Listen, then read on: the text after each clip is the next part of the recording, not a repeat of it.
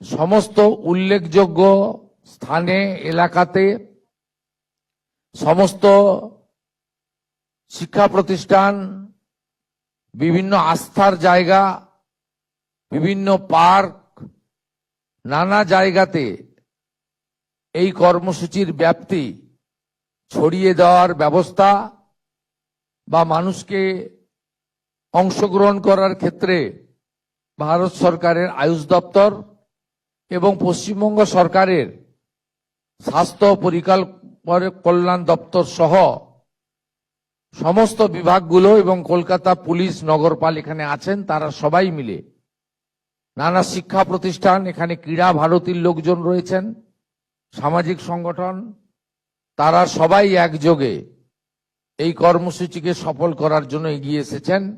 আমি তাদেরকে ধন্যবাদ জানাই। মাননীয় মন্ত্রী মহোদয়, ইতিমধ্যে পশ্চিমবঙ্গে সানডে অন সাইক্লিং ও ফিটনেসকে উৎসাহিত করার উদ্দেশ্যে সরকারি দপ্তরগুলিতে যোগ দিবস, বিদ্যালয়গুলিতে যোগ দিবস, যোগ ও মানসিক সুস্থতা দিবস এবং নানা ধরনের, নানা পেশা, নানা বর্গের প্রবীণ নাগরিকের জন্য যোগ ইত্যাদি ইতিমধ্যে তিনি আপনাদের কাছে বিস্তারিত আকারে বলেছেন। গঙ্গোত্রী থেকে গঙ্গাসাগর কর্মসূচি পালিত হয়েছে, সে কথাও মাননীয় মন্ত্রী প্রতাপ রাওজি এখানে উল্লেখ করেছেন ইতিমধ্যে।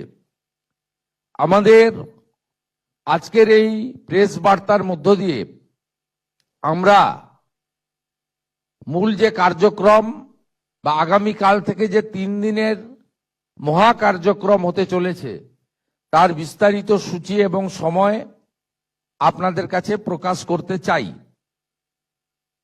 আমাদের আগামীকাল রান ফর যোগা, যোগার জন্য যে কালকে আমাদের কর্মসূচি আছে, এই কর্মসূচি কলকাতার 11টি জায়গায় এবং রাজ্যের বিভিন্ন জায়গায় হবে। তার মধ্যে একটি বড় কর্মসূচি কলকাতা কর্পোরেশনের আপনার সম্মুখস্থ স্থান থেকে আমাদের ঐতিহ্যবাহী রাইটার্স বিল্ডিং পর্যন্ত এটি কর্মসূচি নেওয়া হয়েছে, যাতে ইতিমধ্যে অনেকে নাম অন্তর্ভুক্ত করেছেন। এটা ওপেন টু অল, সকলে অংশগ্রহণ করতে পারেন। সমবেত হওয়ার সময় 6:30 এবং 7টার সময় মূল কার্যক্রম শুরু হবে এবং এই পথ অতিক্রম করতে যেটুকু সময় লাগে, এক্ষেত্রে কলকাতা মিউনিসিপ্যাল কর্পোরেশন, পশ্চিমবঙ্গ সরকারের ক্রীড়া ও যুব কল্যাণ দপ্তর, পশ্চিমবঙ্গ পুলিশের অধীন হোম ডিপার্টমেন্টের অধীন কলকাতা পুলিশ নগরপাল, তার নেতৃত্বে এই কর্মসূচিকে সার্থক করার জন্য তাদেরকে দায়িত্ব দেওয়া হয়েছে এবং এক্ষেত্রে হেলথ প্রোটোকল মেনে সবাই অংশগ্রহণ করবেন। অংশগ্রহণ করাটাই সবচেয়ে বড় উল্লেখযোগ্য জিনিস। যাদের পক্ষে দ্রুত দৌড় দেওয়া করা সম্ভব তারা করবেন। যাদের এই ম্যারাথনে অংশগ্রহণের যোগের প্রচার এবং 21 তারিখের মূল কার্যক্রম সফল করার জন্য অংশগ্রহণ করতে চান তারাও করবেন, কিন্তু হেলথ প্রোটোকল মেনে, স্বাস্থ্যবিধি মেনে অংশগ্রহণ করবেন, এটা আমার পক্ষ থেকে আবেদন থাকলো। আগামী 20 জুন পশ্চিমবঙ্গ দিবস পালিত হচ্ছে এবং 1947 সালের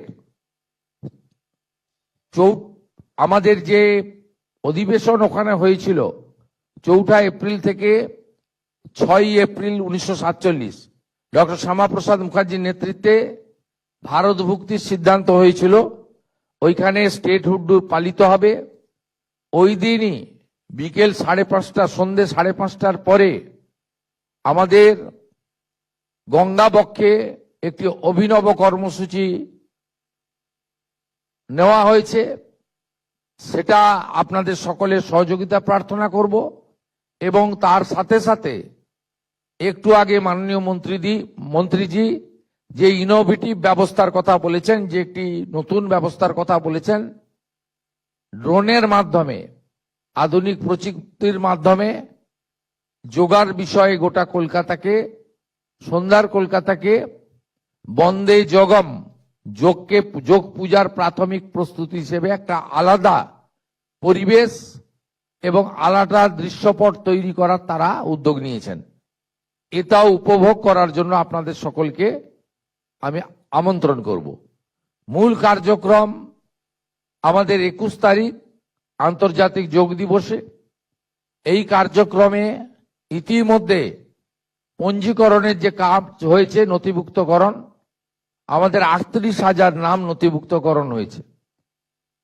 মূল কার্যক্রমে 35,000 থাকলেও আমরা কলকাতা কর্পোরেশন এলাকা এবং সমগ্র এলাকা মিলে যে পরিকল্পনা বা যে স্থান আমরা নির্দিষ্ট করেছি, তাতে কয়েক লক্ষ আমাদের ব্যক্তিবর্গ, সুনাগরিক, সহনাগরিক, তারা এই যোগ দিবসের যোগা কার্যক্রমে অংশগ্রহণ করতে পারবেন, এই বিশ্বাস আশা আমরা রাখি। মূল কার্যক্রম বর্ষা এবং কর্দমাক্ত মাঠ থাকার জন্য আমাদের রেড রোডে করতে হয়েছে এবং এখানে মূল কার্যক্রমে আপনার অংশগ্রহণের শেষ সময় 6:15। মূল কার্যক্রম তার আধ ঘন্টা পর থেকে শুরু হবে, যেখানে মাননীয় প্রধানমন্ত্রী নিজে অংশগ্রহণ করবেন।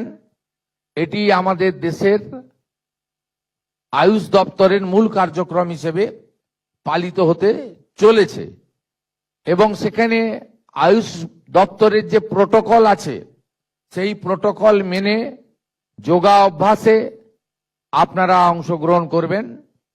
এটাই আমাদের কর্মসূচির মধ্যে আছে।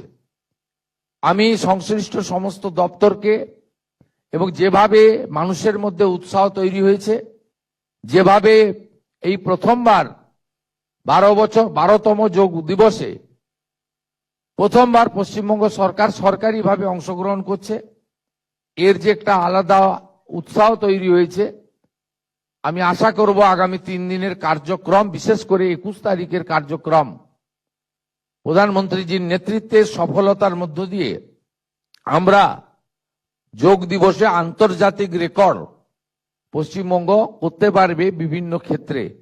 সকলের সহযোগিতা, সকলের অংশগ্রহণ প্রার্থনা করি। আমরা মাননীয় প্রধানমন্ত্রীকে স্বাগত জানাতে চাই। স্বচ্ছতাতে স্বাগত, অর্থাৎ স্বচ্ছ ভারতের অন্তর্গত স্বচ্ছতা, পরিচ্ছন্নতা এবং একটি সুস্থ পরিবেশ, একটি পরিবেশ বান্ধব পরিবেশ, একটি প্রকৃতি বান্ধব পরিবেশ, এটার মধ্য দিয়ে আমরা